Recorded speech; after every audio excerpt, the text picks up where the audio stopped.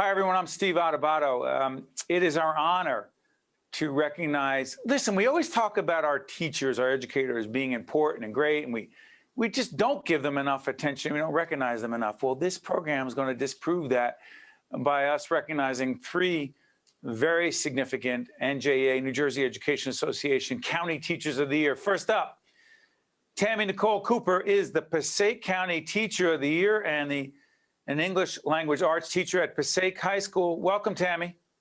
Hello, thank you for having me. You got it. Next up, I feel like it's a Super Bowl. We're announcing the starting lineup. It's Darrin Wolsko is the Somerset County Teacher of the Year and a biology and human biology, not sure what the difference is, teacher at Watchung Hills Regional High School. Congratulations, Darrin. Thank you very much, Steve. What a pleasure to be here. Same here, having it. And finally, Alyssa Geary, Monmouth County Teacher of the Year and Special Education and Language Arts teacher at Red Bank Middle School. Alyssa, welcome and congratulations. Thank you. Thank you for having me. Excited to be here. You got it. And by the way, this program is dedicated to recognizing our public school teachers. And I want to jump right into this, Tammy, with you. Tell everyone about the community you teach in, and why this past couple of years as we do this program at the end of 2021 has been so challenging and so interesting. I teach in Passaic, and I teach at Passaic High School, and we have over 3,000 people in our building. That would include the staff and the students. The most challenging thing about teaching for the past 2 years has been teaching from home. We haven't been back in the building for the past 2 years. We had a program called Apex, and then we would log on with our students, but that human connection piece was missing. So now we're back and we're trying to piece in everything that our students need, as Maslow would say, dealing with self-actualization in order to move them forward. We have a lot of time to make up for. So let me jump here. Darrin, I'm curious, in person, hybrid, at home, what are you doing? And by the way, as we do it as we're doing this program, things are moving constantly. So go ahead, Darrin. Okay, right now we're in school. We were in school last year, although it was hybrid. I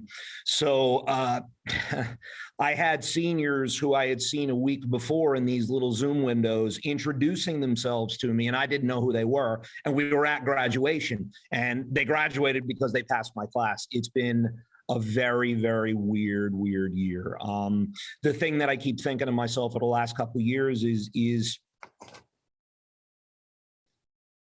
they can't see me smile. And I want them to see me smile. I mean, they can see the beard, but they can't see me smile. It's been tough. That personal connection, like Tammy said, it's been tough. Alyssa, as you listen to your colleagues, how have you kept your, again, very hard for students, and we have 3 kids, public school, we get the idea. It's challenging enough for students to stay engaged and interested and upbeat and positive in this environment 2 years in as we do this program. How have you done that, Alyssa, with not, how many years have you been teaching, by the way? This is my 11th year. How have you kept upbeat and optimistic?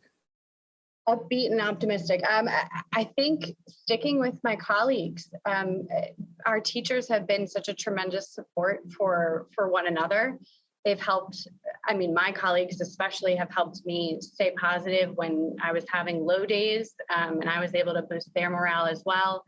You know, the best teachers are the ones who feel valued, who feel appreciated, who feel celebrated, supported. So I think being able to be that for each other has been definitely, you know, the guiding light in all of this, for sure. Can we talk mental health? Mental health, not just for yourselves, but for students. I'm curious about this, Darrin. It's a big thing for me. In the last 10 years, I've gone through quite a bit of stuff, and I wound up with a lot of anxiety and some depression, and this has even been before COVID. COVID has kind of jumped in and made it worse, and I think that I think more of us need to say this out loud, because we talk a lot about our kids having these issues and dealing with fear, and you know, it might not even be fear that you can put into words, but I just feel fear, and now we have this virus that kind of everybody's afraid of for one reason or another. And it's tough. I've focused my energy on sort of bringing that relationship and letting the kids know that listen, I'm suffering too.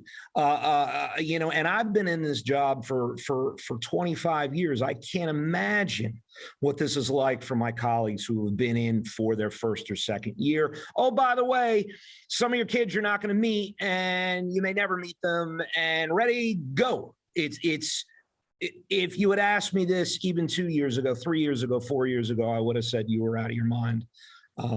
It's wild. It's wild. Tammy, positive, upbeat. How do you do it? The only reason I'm saying I know that is you would not have been the county teacher of the year if you were mediocre. That wouldn't be happening. Go ahead, Tammy. So positive, upbeat. I also have a story to tell. While we were in COVID, I was caring for my dad who had cancer. And I was upstairs with him, and I said, Dad, I have to run back downstairs to do one thing on Google Classroom. So now I know the real value of time. He said, go and do what you have to do for your kids.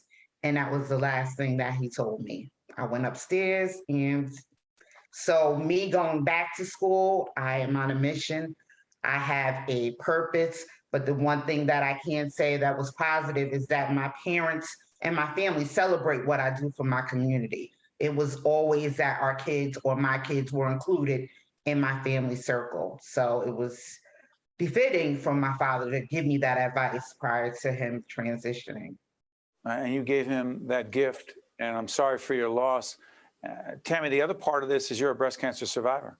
Yes. How has that played into this, if at all? Oh, a lot. With our healthcare, we share the AIR initiative, buildings, my students developing health issues with climate change. That's something that I'm working on. It's one of my platforms. Looking at the disparity in education and in health. I would go for my treatment, and yes, I have great insurance because we work for the state. We're covered, but I was also in the room with other women who didn't have that. And it was very, very expensive. They didn't have the support system. They didn't have the job. They didn't have family members or friends. So it was trying, right? And it made me realize that we are very blessed, and that life is not easy, and you have to fight because everyone does not have what we have. It sounds like to me too that I think maybe people who had forgotten in the past is we're getting a sense of the value of togetherness and working together and cooperating together. And even if that's just a smile that you can't see in your mask, they gotta see my eyes. A lot of my kids deal with heartbreak. I have a few students who are sort of dealing with something very similar now, Tammy, and they need to know that they're not alone. It's not me in front of them. It's me with them in a different place in the room. You know what I mean? First of all, thank you so much for both of you, for all three of you being so open and candid about your experiences. And Alyssa, I'm going to follow up with you on this. And really, I want all of you on this one. So I have this obsession about engaging people. My job obviously is to try to engage people in conversation here, but I've never had the challenge teaching at the levels that you have, which I would argue is a lot more difficult than what I've done. I teach leadership seminars, but I've also taught at the university level, and I'm doing that in the spring semester of 2022. And the reason I mention that is whether it's in person or remote, I'm a fan of what I like to call forced engagement. Point being, Alyssa, I call people out by name. Alyssa, let me ask you, you read chapter 14. Tell me your biggest takeaway. And I've had people say to me, why did you put people on the spot that way? How could you call their name out? They want to be anonymous. And if they want to volunteer, they put their hand up. And I'll say, trust me, there's a question here. The same three people are putting their hands up. So my question to you, Alyssa, whether in person or remotely, how do you engage students? Because in my mind, if you don't engage, it's hard to teach. Please. Absolutely. First and foremost, it starts with that human relationship, that connection, that smile that Darrin was talking about. James Comer said there's no significant learning without a significant relationship. And there's been research and studies behind this. But I think most importantly, for me, it's allowing myself to connect with the human being that's in front of me. You know, the ins and outs of who that person is and what makes them tick and how I can motivate them as an individual. And that takes a lot of work, right? That's a lot. Excuse me, hard and best in the best of times, harder with the mask? Oh yeah, harder with the mask. It was significantly difficult with the computer screens. I mean, and to a certain extent, you want to keep it equitable, right? I have middle school students from very different socioeconomic backgrounds, and they didn't necessarily want me looking into their homes, and I didn't blame them for that. Middle school is also a really sensitive age in terms of self-awareness and wanting the acceptance of peers. So to be on a screen all the time and have people looking at you while you're trying to learn is a really challenging feat to overcome. So I think just adjusting, being able to get creative with how students can participate and engage in your lesson without necessarily having to have the screen on. Great if they want it on, encouraged to be there and to have that face-to-face, but not required? You didn't require it? I didn't personally. No, I know there were other teachers in my school that did. There were other teachers in other districts that did. But I tried to really focus. Yeah, I tried to. But again, Alyssa, you raise a great point. And again, the clientele, the students, the demographic I deal with, these are professional people going for a master's or a doctorate, and they're professional people in seminars. They're in offices or they're in their home, and it's easier to put the camera on. We need to be more sensitive, Tammy, to different children, different students and their circumstance, their environment, their surroundings. And so it's easy for me to say, oh, everyone should be on video, because I believe that. But that's much harder to pull off, particularly in a community like yours in Passaic. Is that a fair assessment, Tammy? I would totally agree. And a lot of times I've had students that were ashamed, and then some would just be very open, depending on the self-esteem level as well. They talked about certain social medias having a big impact on our kids and how they value themselves and how they look. Even with adults, they would rather have their camera on because they weren't happy with the person that they were looking at. And the kids suffered from the same thing. And now we're What about back. multiple kids? What about siblings all with the camera on? They're sitting across from a table, or go ahead. I'm sorry, Tim. Yes, you would hear, I have high school students and they had to help. They became the parent, right? Immediately, they had to help their younger siblings and relatives. And sometimes it would be a group-like setting. If the parents had to go to work, the one student would be, responsible for the learning of maybe 3, 4, 5 other children. And you would hear the different conversations going on. Yeah, and by the way, you were saying it's going on in your house, Darrin, but I'm going to follow up on this. Can you give me one really positive, terrific thing, opportunity, whatever you want to call it, that's come out of these past 2 years? Again, you are the County Teachers of the Year. There are others as well. But let me ask you, Darrin, real quick, one really positive outcome of the past 2 years. Real quick. I'm never real quick. I have a million things. I know, but I have to manage the time. I'm sorry, just like you do in a class. I think that number one, I think the focus on what people are feeling. Yeah, I'm an old soft. I'm not supposed to be like this as a science teacher, right? I'm supposed to love graphs. I'm supposed to fling protractors around and run around with vials and things. But I'm a softie. I think the sort of a renewal on the relationships that people have with each other, the realization that, you know what, like Tammy said, these kids became tech support when the servers went down. They're flinging toast off screen. You got a little kid and you can see cat ears or a sibling running across. I mean, it's, we have to understand that yeah, it's very real. There's a lot going on, and I think the focus on what that was maybe got lost before this happened. Maybe we're getting back in touch with the fact that this is relationship. Alyssa, give me something positive.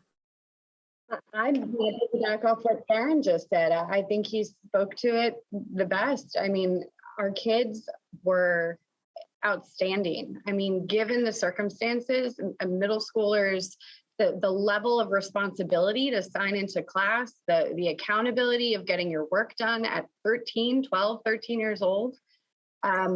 Many of my students were, again, helping siblings. So, you would see the computer off to the side, or you would get the feedback from another teacher teaching at the same time.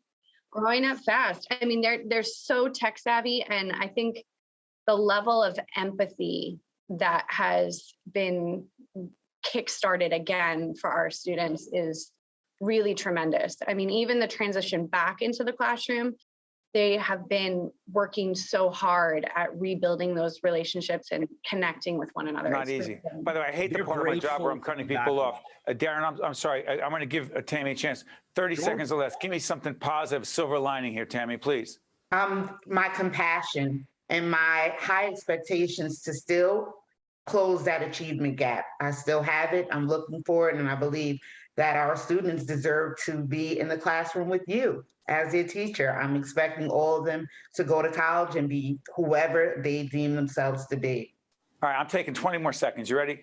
Tammy, 1 to 10, level of not just, forget about satisfaction, enjoyment and appreciation of being an educator. 1 to 10. 10. Darrin. 18. So, see, you're over the top. I'm over the top. Past 10. I got another In a good 25 way. years in me. And look at that. Talk about burnout. There's no burnout in that guy. Alyssa, what do you got? 11 years in, 1 to 10. 10, definitely. No doubt. Beyond. No doubt. See, No both doubt. of you have a long way to go to get to 18. Yeah. I don't even know what that is. Listen, congratulations to you and all the county teachers of the year that the New Jersey Education Association, a longtime supporter of what we do at the Caucus Educational Corporation and of NJPBS and Spotlight News, big supporters of public broadcasting. Can't not thank all of you enough. Congratulations to you, to your families, to your students. We wish you all the best in 2022. Thanks so much. Thank you so much, Steve. Thank you so much. Stay with us. We'll be right back. Think Tank with Steve Adubato has been a production of the Caucus Educational Corporation.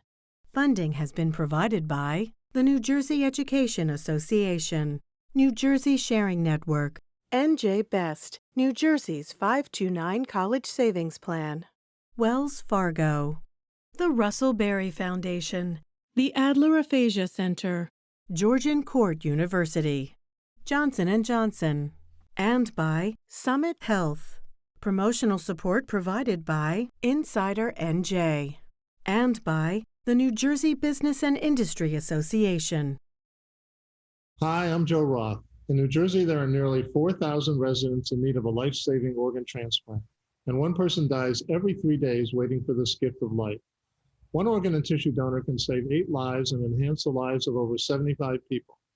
You have the power to make a difference and give hope. For information or to become an organ and tissue donor, visit www.njsharingnetwork.org and be sure to talk with your family and friends about this life-saving decision.